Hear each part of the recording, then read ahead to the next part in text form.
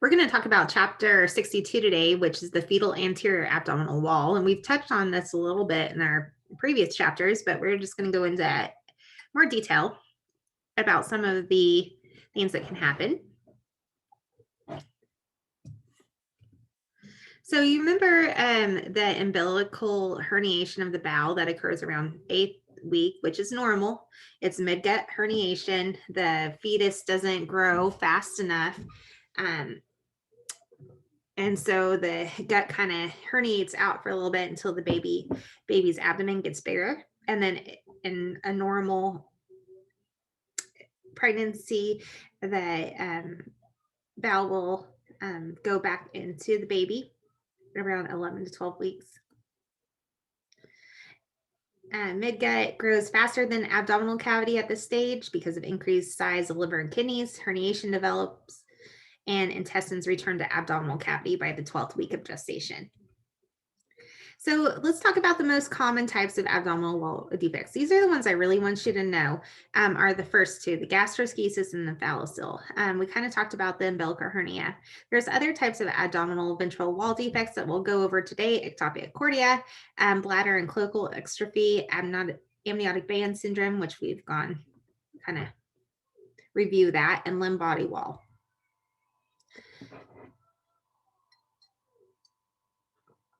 So when I see that I am dealing with some kind of abdominal wall mass, I wonder to myself, is it a limiting membrane? So why do we wonder about the membrane? Because it distinguishes the omphalocele versus the gastroschisis. What is the relationship to the umbilical cord? If the umbilical cord is going through the mass, it's an omphalocele. If it's going to the right, or the defects to the right, then it's going to be gastroschisis. Which organs are involved? Is it small bowel? Is there liver? Is the bowel normal in appearance, or is it dilated? And are there other fetal malformations evident? So the incidence of omphaloceles are roughly 1 in 4,000 live births. There's rare abdominal wall defects, but omphalocele seems to be one of the most common ones. So I look for a presence of the membrane.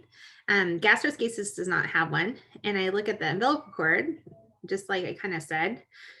Cord goes through, gastroschisis is to the right. During the 8th and 12th weeks of development, the fetal bowel normally migrates into the umbilical cord from the abdominal cavity. This is normal herniation. If it doesn't go back in, that's when an omphalocele will develop.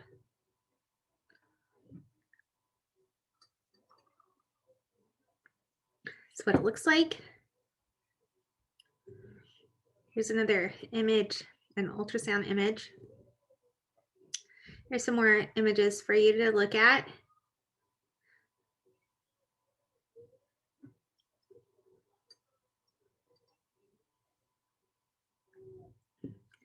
When you're looking in a transverse view of the abdomen, it almost looks like a figure 8. This is showing the cord going through the omphalocele to the body. So sonographic signs, central abdominal wall defect with evisceration of bowel or combination of liver and bowel into the base of the cord. Stomach may be involved. Bowel omphalocele appear echogenic and must be distinguished from umbilical hernia. They tend to be larger omphalocele, and they usually contain different organs. This is showing that the stomach is involved, the liver is involved, some small bowel is involved. So the membrane consisting of the peritoneum and amnion forms the omphalocele sac. Umbilical hernias may be confused with liver omphalocele, but the normal cord insertion suggests hernia. If the omphalocele is large and the cord is going through there, then it's most likely an omphalocele. That's what we mostly see. Hydramnios is found in 1/3 of fetuses.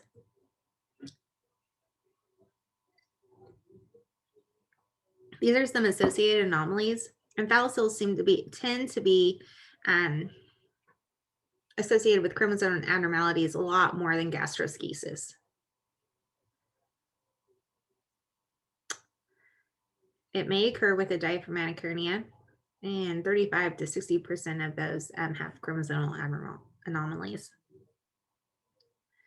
When there's scoliosis, you might consider limb body wall complex, which is a lethal disorder, and we'll talk about that in just a little bit.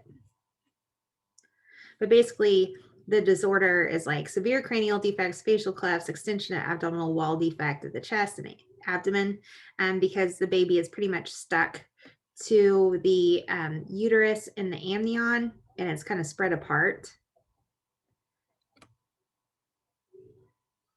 Amniotic band syndrome is a milder form of limb body wall, which we kind of talked about, where those little bands can get stuck to the face or extremities, and that can cause some kind of, some defects, but not as severe as limb body wall. Uterine sheets should not be confused with amniotic bands. The difference is they tend to be thicker. They are kind of more out lateral, and they aren't connected to a body part.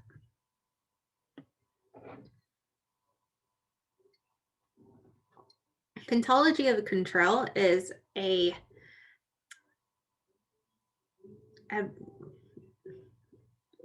don't know how to say it, like a disorders. It's just like a group of disorders.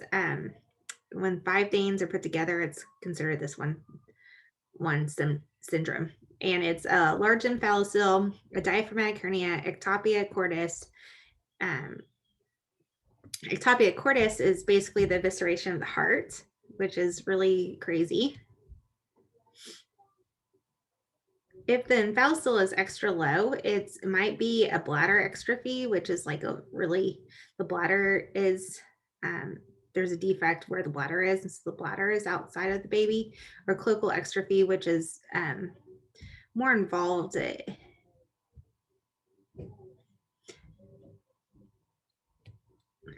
Here's an image of bladder exstrophy.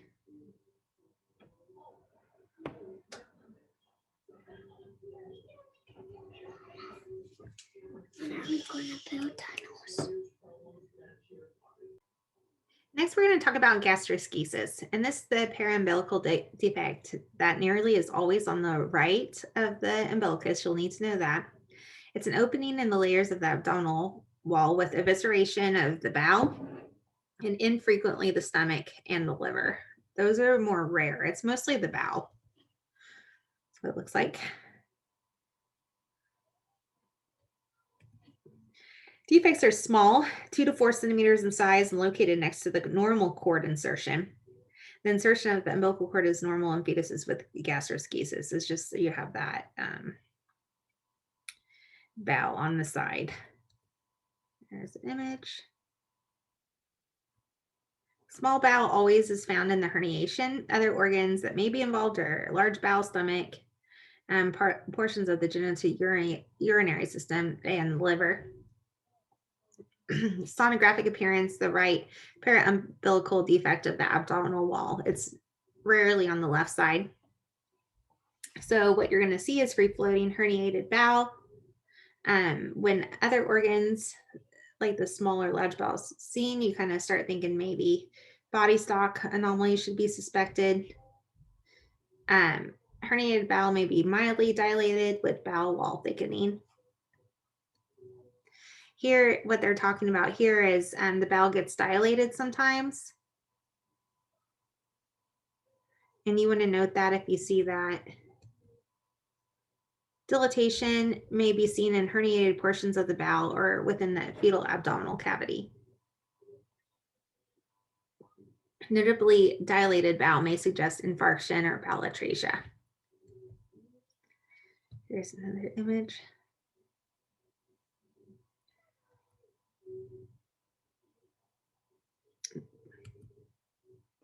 Here's some more images of the gastroschisis.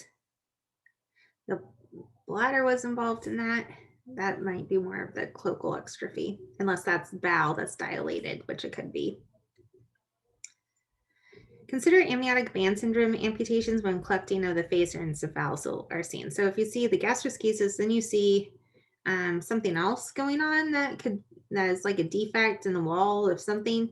It could be potentially more like an amniotic band syndrome than just like isolated gastroschisis.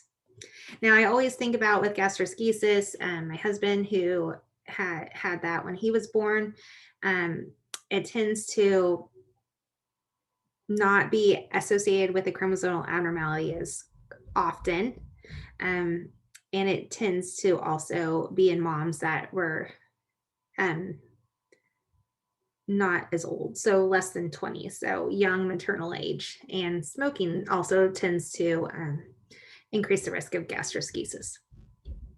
Next is Beckwith-Wiedemann syndrome, and it's a rare group of disorders coexisting with emphalocele macroglossia, which is thick tongue, and visceromegaly, like the organs are enlarged. Most cases are sporadic.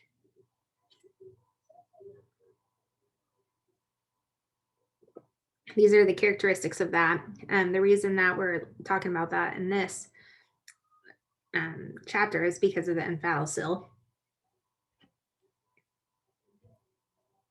Bladder exstrophy is characterized by a defect in the lower uterine or lower abdominal wall and the anterior wall of the urinary bladder.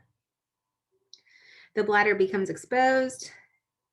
It may be mild or severe. It just kind of depends on the situation. Cloacal exstrophy is more rare and more complex, and it is more involved with like the cloaca and the primitive gut. With bladder exstrophy, the normal urinary bladder is not visible. It's more like just a soft tissue mass.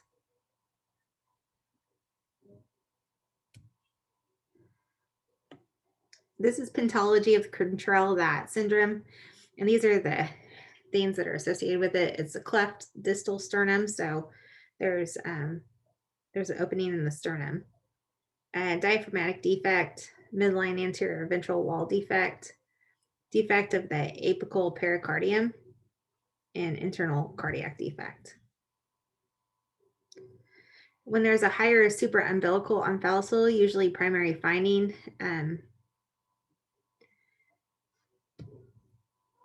it's a high omphalocele.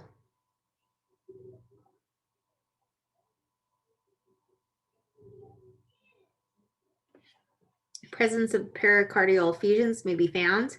It may be associated with various cardiac defects, cleft lip palate, encephalocele, exencephaly, and cyanomelia.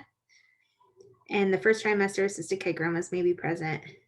Usually these babies, it's a very poor prognosis. Ectopic cordis, which is a really crazy thing to see, is an exposed heart outside the chest wall. It's the most dramatic finding because there's a heart beating outside the chest. It's frequently associated with emphalocele, cardiovascular malformations, and craniofacial defects. There it is in the image.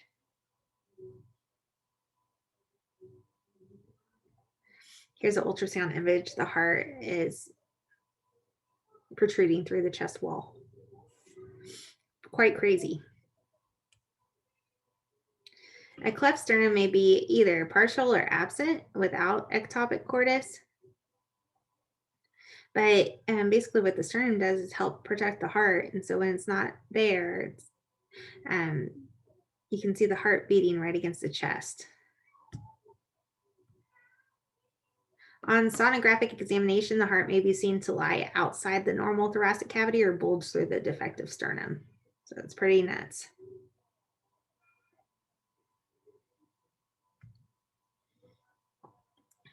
Limb body wall complex is just a mess. I'm not going to lie. Because of how the baby, it ends up getting stuck with the amnion and chorion, it just almost looks like more like a mass than a fetus. because there's large cranial defects, facial clefts,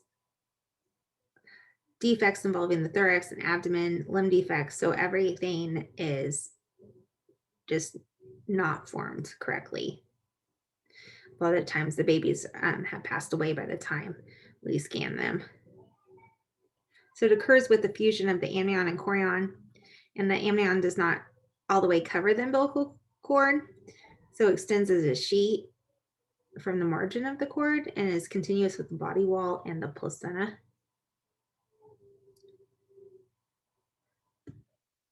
Left side body wall defects are 3 times more than right side.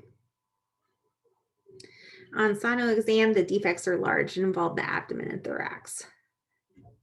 It's very bizarre. It's very bizarre.